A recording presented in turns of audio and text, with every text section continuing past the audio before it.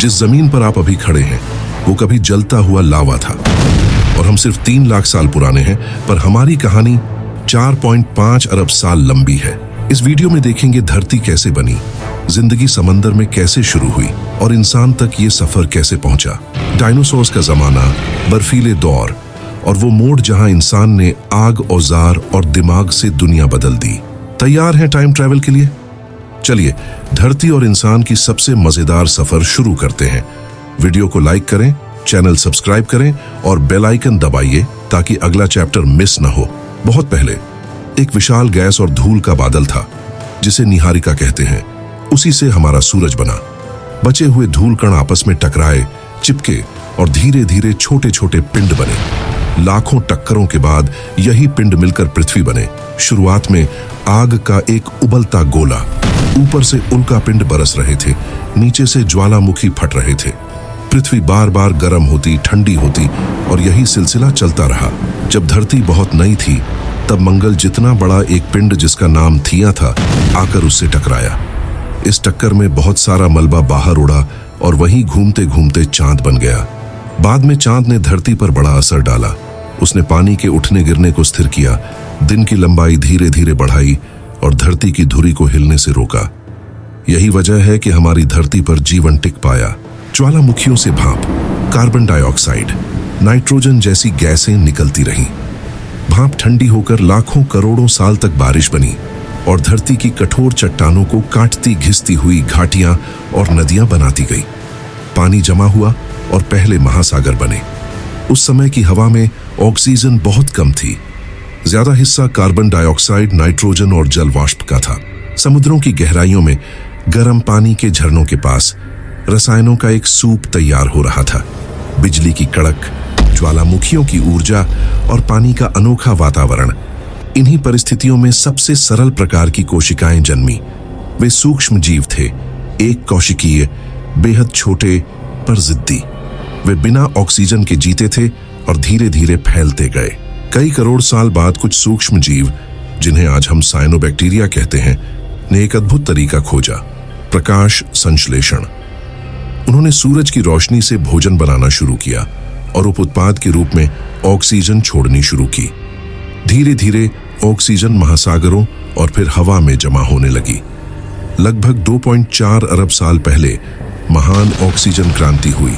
लोहा जंग खाकर समंदर की तह में जमा हुआ और ऊपर आसमान में ओजोन परत बनी, जिसने खतरनाक पराबैंगनी किरणों से धरती को ढाल दी। जीवन के लिए यह बहुत बड़ा मोड़ था। इतिहास में कई बार ऐसा समय आया जब पृथ्वी लगभग पूरी तरह बर्फ से ढक गई। इसे हिमगोल पृथ्वी कहा जाता है। मगर ज्वालामुखियों से निकलती कार्बन डाइऑक्साइड ने ग्रीन हाउस असर बढ़ाया, तापमान फिर ऊपर गया, बर्फ पिघली और जीवन आगे बढ़ता रहा। सच कहें तो जीवन हार नहीं मानता। करीब 2 से 1.5 अरब साल पहले कुछ कोशिकाओं ने दूसरी कोशिकाओं को अपने अंदर जगह दे दी, एक स्थायी साझेदारी। इस अंतः सहजीविता से जटिल कोशिकाएं बनी, जिनके भीतर ऊर्जा घर जैसे माइटोकॉन्ड्रिया आए। बाद में कुछ में प्रकाश संश्लेषण करने वाले क्लोरोप्लास्ट भी आए। इन्हीं जटिल कोशिकाओं से आगे चलकर पौधे, जानवर और अंततः हम बने। समय बीता और करीब 80 से 60 करोड़ साल पहले बहुकोशिकीय जीव उभरे। एडियाकरण काल के नरम शरीर वाले अनोखे रूप। वे मानो जीवन का पहला बड़ा अभ्यास थे। अगले अध्याय की तैयारी। करीब 54 करोड़ साल पहले कैम्ब्रियन विस्फोट हुआ। धरती पर जीवन रूपों की झड़ी लग गई। पहली आंखों जैसी रचनाएं, कठोर खोल, कांटे, शिकारी और शिकार। जीवन की दौड़, स्पर्धा और नवाचार की शुरुआत यहीं से जोर पकड़ती है। पहले पौधे लगभग 47 करोड़ साल पहले जमीन पर आए, छोटे काई जैसे रूपों में। फफूंद फंगी ने उनके साथ मिलकर मिट्टी को उपजाऊ बनाया। जल्द ही कीट पतंगे और उनके रिश्तेदार धरती पर फैलने लगे। करीब 27 करोड़ साल पहले कुछ मछलियां अपने पंखों को पैरों की तरह इस्तेमाल करती हुई पानी से बाहर निकलीं। ये थे शुरुआती चतुष्पद, जो आगे चलकर उभयचर और फिर सरीसृप बने। यह जीवन का दूसरा बड़ा उछाल था, समंदर से बाहर अपनी दुनिया बनाना।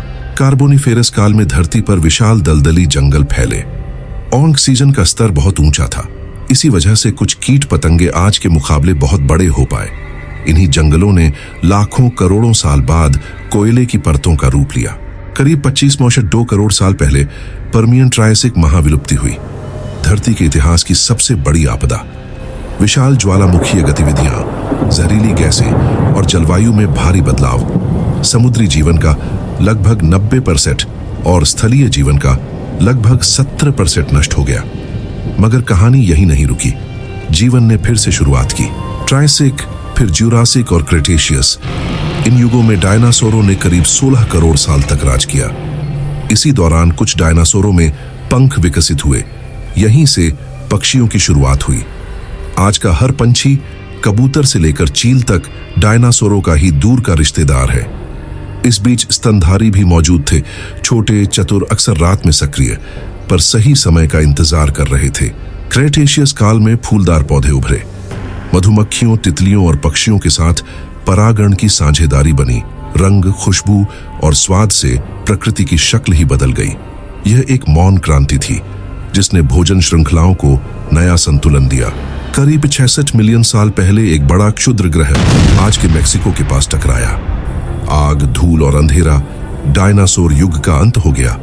लेकिन रिक्त स्थान ने नए खिलाड़ियों को मौका दिया। स्तनधारियों का समय आ गया। डायनासोरों के बाद स्तनधारियों ने हर दिशा में प्रयोग किया। कुछ पानी में लौट गए जैसे व्हेल, कुछ पेड़ों पर उछलने कूदने लगे जैसे बंदर, कुछ खुले मैदानों के धावक बने। दिमाग बड़ा हुआ, पालन पोषण लंबा हुआ, सामाजिक समूह मजबूत हुए और सीखने की क्षमता ने जीवन को नई उड़ान दी। करीब 5 से 6 करोड़ साल पहले प्राइमेट कपी समूह उभरे। आगे की ओर देखती आंखें, पकड़ने वाले हाथ और जिज्ञासा से भरा दिमाग। अफ्रीका में लगभग 60 से 70 लाख साल पहले हमारे सीधे पूर्वज होमिनिन दूसरी राह पर निकल पड़े। 2 पैरों पर चलना फायदे का सौदा था। दूर तक देखना, हाथ खाली रहना, औजार उठाना और लंबी यात्राएं करना आसान हुआ। करीब 32 लाख साल पहले लूसी ऑस्ट्रालोपिथेक्स जैसे जीव 2 पैरों पर निपुणता से चलते थे, मगर दिमाग छोटा था। ये जानवर और इंसान के बीच की पुलियां थे, हमारी कहानी की बेहद अहम कड़ी। करीब 20 से 28 लाख साल पहले होमो समूह उभरा। होमो हैबिलिस ने पत्थर के तेज औजार बनाए, काटना, चीरना, बचना, साझा करना सीख लिया। 10 से 19 लाख साल पहले होमो इरेक्टस अफ्रीका से बाहर निकला, एशिया और यूरोप तक फैल गया। लंबे पैर, सहन शक्ति, टीम वर्क, ये उसकी ताकत थी। आग पर नियंत्रण लगभग 4 लाख से 10 लाख साल पहले पक्का हुआ। आग ने अंधेरे को रोशनी दी, कच्चे को पका दिया और सबसे बड़ी बात, दिमाग को ज्यादा ऊर्जा मिली। आग के आसपास बैठकर कहानियां जन्मी, यहीं से ज्ञान का पैगाम पीढ़ियों तक पहुंचा। यूरोप और एशिया में निएंडरथल और डेनिसोवन रहते थे। मजबूत, समझदार, कला और संस्कृति के बीज उनके पास भी थे। बाद में कई जगह हम उनसे मिले, परिवार बने। आज बहुत से लोगों के जीन में उनका अंश मौजूद है। करीब 3 लाख साल पहले अफ्रीका में हम होमो सेपियंस उभरे। भाषा में बारीकियां आई, प्रतीकों का अर्थ बना, गुफाओं की दीवारों पर चित्र बने, गहने, संगीत, रस्में, हमने दुनिया को अर्थ देना शुरू किया। लगभग 60 से 70 हजार साल पहले हम अफ्रीका से बाहर निकले। दरियाई किनारों के रास्ते, रेगिस्तानों और पहाड़ों को पार करते हुए पूरी धरती पर फैल गए। जहां जहां पहुंचे वहां की प्रकृति को समझा, नए औजार बनाए और नए घर बसाए। आर्कटिक की बर्फ से लेकर प्रशांत महासागर के टापुओं तक। करीब 12,000 साल पहले हमने खेती और पशुपालन शुरू किया। स्थायी घर बने, गांव बने, फिर शहर और राजधानियां। लेखन आया, व्यापार बढ़ा, विज्ञान और कला फूले फले। लेकिन इसके साथ हमने जंगल काटे, नदियों का रुख बदला और धरती पर अपना प्रभाव तेज कर दिया। फायदे भी, कीमत भी। इस पूरी कहानी के दौरान पृथ्वी के भीतर की आग महाद्वीपों को हिलाती डुलाती रही। कभी सब महाद्वीप एक हुए, पैंजिया, फिर अलग अलग दिशाओं में बिखर गए। पहाड़ उठे जैसे हिमालय, समुद्र खुले और बंद हुए। हवाओं और बारिश के ढर्रे बदले। प्लेट विवर्तनिकी धरती की धड़कन है, आज भी उतनी ही जीवित। अगर पृथ्वी के 450 मिलियन साल को 24 घंटे मान लें तो इंसान आखिरी पल में आता है, घड़ी के 23:29 पर। हम इस बहुत लंबी कहानी का छोटा सा पर बेहद असरदार हिस्सा हैं। आज जलवायु बदल रही है, कई प्रजातियां विलुप्त हो रही हैं, पर हमारे पास एक अनोखी शक्ति है, समझ, सहयोग और सुधार। हमने आग साधी, नदी मोड़ी, आकाश नापा। अब धरती को संभालना हमारी सबसे बड़ी परीक्षा है। जब भी रात को आसमान देखें, मिट्टी को हाथ में लें या गहरी सांस भरें, याद रखिए आप उसी महान कहानी के ताजा अध्याय हैं। ज्वालामुखियों के धुएं, बारिश की बूंदों, समंदर की लहरों, बर्फ की चादरों, डायनासोरों के पदचिन्हों और हमारे पुरखों के सपनों से बुनी यह धरती आज आपके हवाले है। इसे समझिए, संवारिए और आने वाली पीढ़ियों के लिए और भी खूबसूरत बनाइए। अगर यह कहानी आपको अच्छी लगी हो तो इसे दूसरों तक पहुंचाइए, क्योंकि जिज्ञासा ही वह आग है जो इंसान को इंसान बनाती है। जय धरती, जय जिज्ञासा।